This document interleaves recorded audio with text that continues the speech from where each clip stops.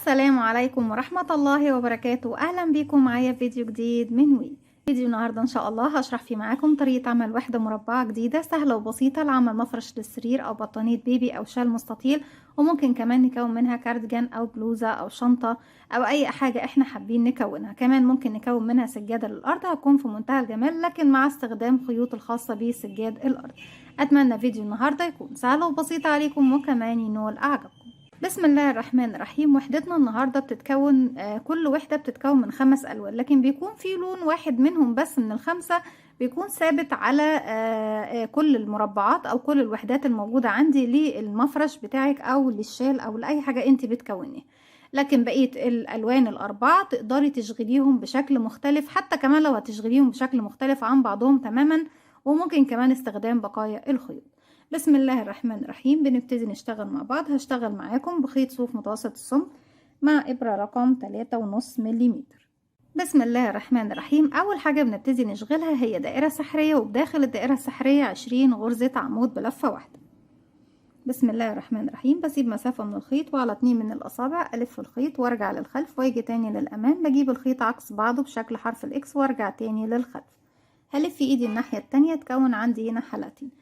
هنزل من تحت الحلقة الأولى وأسحب التانية من تحتها والف ايدي الناحية التانية واحدة واحدة خرج الخيوط من على ده. بتأكد ان طرفين الخيط داخل الدائرة السحرية. خيط البداية حافظي عليه عشان نقفل بيه الدائرة السحرية في النهاية، اما الخيط المتصل بالشلة او البقرة ابتدي ارفعه على ايدي عشان اشتغل.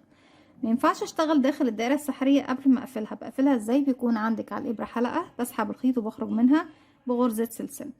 هرتفع كمان سلسلة على السلسلة الأولى اللي قفلنا بيها، وهعتبر الاتنين أنا قفلت بيهم تمام يا بنات، يعني مش بحسبهم معايا من العدد، هما مجرد سلاسل ارتفاع تمكنني أو تخليني أقدر أوصل لارتفاع مقارب للغرزة اللي هشتغلها، وهي غرزة العمود بلفة اللي بيكون ارتفاعها 3 سلسلة. هبتدي اشتغل 20 غرزة عمود بلفة، وبكرر كلامي سلسلتين احنا بنعتبرهم لا شيء، مش معانا من العدد. بلف الخيط على الإبرة، بدخل فراغي، بسحب الخيط وبخرج معايا 3 حلقات على الإبرة، بسحب الخيط وبخرج من حلقتين، اتبقوا 2 هسحب الخيط واخرج منه. كده عندي أول عمود، 2 3، وبكرر دوت لغاية ما بوصل يكون معايا 20 غرزة عمود بلفة واحدة. رجعت لكم تاني وزي ما احنا شايفين كده بقى معانا كام عمود؟ 1 2 3 4 5 6 7 8 9 10 11 12 13 14 15 16 17 18 19 20. في نهاية السطر بنقفل السطر بتاعنا بغرزة منزلقة، بس قبل ما نقفل بمنزلقة بسحب بقى شد خيط البداية، بقفل الدائرة في المنتصف. هبتدي اروح لاول عمود اشتغلته، سلسلتين ملناش اي علاقة بيهم، بروح لاول عمود وبقفل تحت حرف الفي، وباخد معايا كمان خيط البداية عشان اخفيه معايا وانا بشتغل، واقفل بغرزة منزلقة. ابتدي اغير اللون للون الجديد، بسيب مسافة بسيطة من الخيط والف الخيط حلقة على الهواء واقفلها عقدة بداية. هسحب الحلقة الجديدة من تحت الحلقة اللي عندي على الإبرة. السطر اللي جاي بيكون بنشغله 20 غرزة عمود بس ب2 لفة، بالإضافة لأن كل عمود وعمود ما بينهم مسافة سلسلة، يعني هرتفع 1 2 3، وهعتبرهم بقى المرة دي ال3 سلاسل دول لا شيء، يعني مش بعتبرهم معايا حاجة من العدد تمام يا بنات. وهبتدي ألف الخيط 1 2 على الإبرة، وفوق الفراغ الاول هو ببتدي اكون عمود ب2 لفه، ادخل اسحب الخيط واخرج معايا كده 1 2 3 4 حلقات، حلقه اساسيه ولفتين اللي لفيناهم واللفه اللي دخلت وخرجت سحبتها تاني. هسحب الخيط واخرج من حلقتين اتبقوا 3، هسحب الخيط واخرج من حلقتين اتبقوا 2، هسحب الخيط واخرج منه. ال3 سلاسل مش معايا من العدد، انا بس مجرد ان انا بعملهم سناده للغرزه بتاعتي. هاخد سلسله مسافه وارجع 1 2 واشتغل عمود ب2 لفة على العمود اللي بعده، سلسلة مسافة ولفتين على الإبرة، واروح فوق العمود اللي بعده اشغل عمود ب2 لفة، سلسلة، وهكذا عمود ب2 لفة سلسلة، عمود ب2 لفة سلسلة، لغاية ما بوصل الى نهاية السطر. رجعت لكم تاني، وفي نهاية السطر التاني خلاص الخيط اللي باللون السيمون دوت انا خلاص ببتدي اقصه لان اشتغلت عليه السطر اللي فات كله. هبتدي اروح لاول غرزة اشتغلتها 3 سلاسل، احنا ملناش علاقة بيهم، بنسيبهم خالص، سكيب للثلاث سلاسل دول.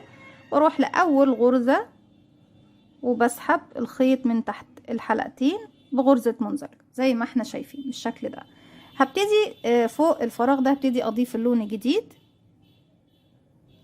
وهشتغل السطر ده بغرزة البف، عقدة بداية، وبسحب الحلقة الجديدة زي ما احنا شايفين. هسحب الخيط واخرج من الحلقة دي وارتفع ارتفاع غرزة البف. هلف الخيط وفوق العمود نفسه ببتدي اشتغل، هدخل اسحب الخيط واخرج واسحب لفوق. هلف الخيط مرة تانية، ادخل فراغي، اسحب الخيط من الخلف واخرج تاني وارفع لفوق بارتفاع الغرزة اللي انا محتاجاه. هلف الخيط تالت مرة، هدخل اسحب الخيط واخرج واسحب لفوق. رابع مرة بلف الخيط، بدخل فراغي، اسحب الخيط واخرج واسحب لفوق. كده بقى معايا الحلقة الأساسية 1 2 3 4 5 6 7 8 9، الحلقة الأساسية و8 حلقات. هلف الخيط واخرج من كل الحلقات واخد سلسلتين مسافة 1 2. برجع تاني واكرر. هنروح هسيب السلسلة، مش هشتغل فيها يا بنات، هروح للعمود نفسه، هلف الخيط، هسيب السلسلة واروح للعمود واشتغل فوقيه غرزة الباف التانية 1 2 3 4 مرات. بلف الخيط وبخرج زي ما احنا شايفين. معايا 9 حلقات على الإبرة، بسحب الخيط وبخرج منهم واخد سلسلتين 1 2. وبكرر دوت على مسافة السطر بتاعي كله. بسيب السلسلة واروح اشتغل غرزة الباف في فوق العمود. فوق كل عمود من الأعمدة ال20 عندي بشتغل 20 غرزة باف، بعد كل غرزة وغرزة باخد سلسلتين مسافة. رجعت لكم تاني، وفي نهاية السطر زي ما احنا شايفين اخر حاجة بشغلها غرزة منزلقة فوق اول غرزة باف اشتغلتها، سلسلتين اخدتهم خلاص، بروح لاول غرزة باف اشتغلتها وبسحب بغرزة منزلقة. بيكون السطر معانا بالشكل ده. هبتدي اغير للون رقم 4.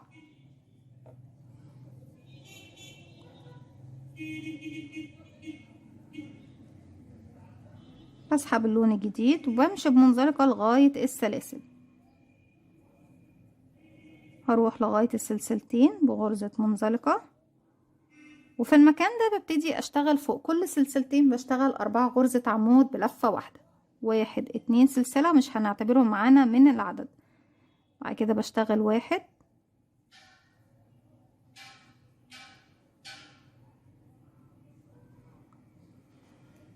2 3 4.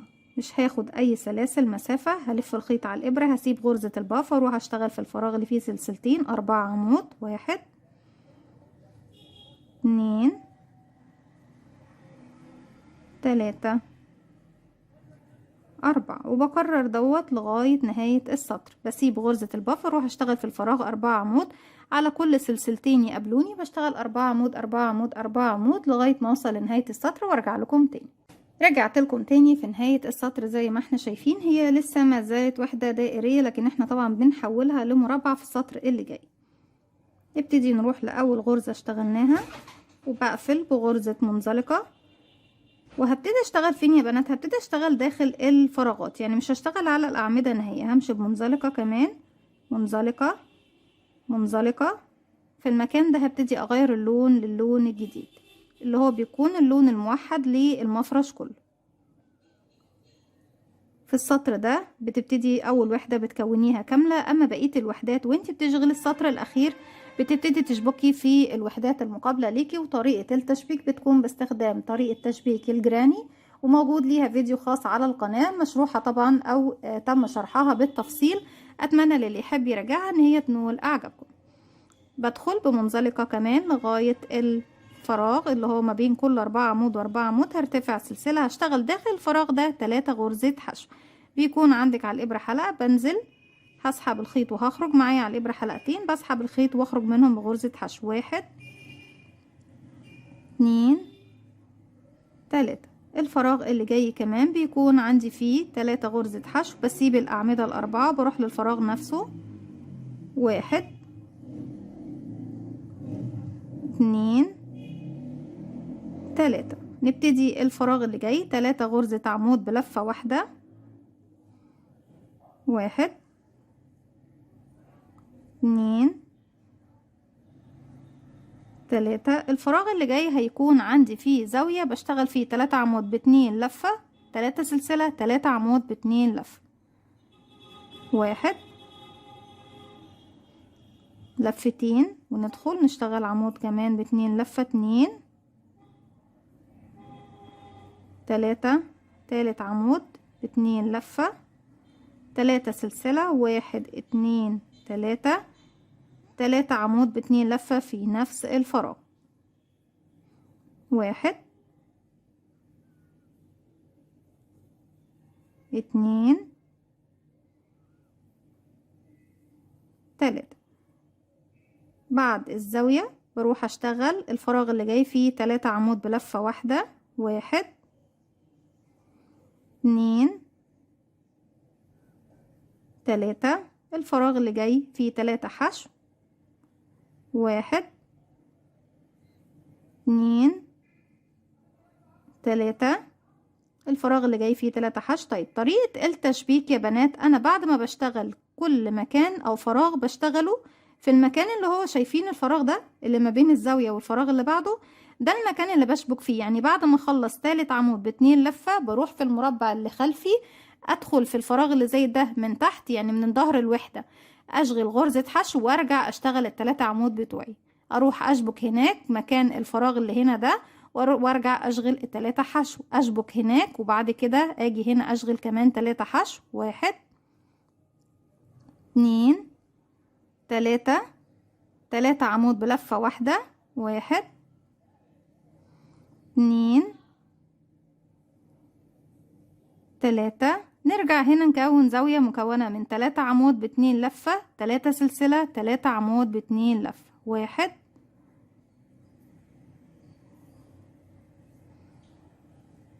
2 3 و3 سلسلة، 1 2 3 وكمان 3 عمود ب2 لفة، 1 2 3. تاني هرجع اكرر 3 عمود بلفة واحدة، 3 حشو، 3 حشو، 3 عمود بلفة واحدة، زاوية مكونة من 3 عمود ب2 لفة و3 سلسلة و3 عمود ب2 لفة. زي ما احنا شايفين خلاص الشكل بيبتدي يتحول معايا لمربع. هكمل السطر بتاعي وارجع لكم نشوف وحدتنا مع بعض شكلها ايه في النهاية. رجعت لكم تاني وبكده بتكون خلصت وحدتنا النهاردة. اتمنى تكون سهلة وبسيطة عليكم وكمان تنول اعجابكم. ما تنسوش فضلا ليس امرا اذا عجبكم الفيديو تدعموني بلايك وشير وسبسكرايب واستنوني في فيديو جديد من وي. متنسوش كمان تفعلوا زرار الجرس يوصلكم مني كل جديد. السلام عليكم ورحمة الله وبركاته.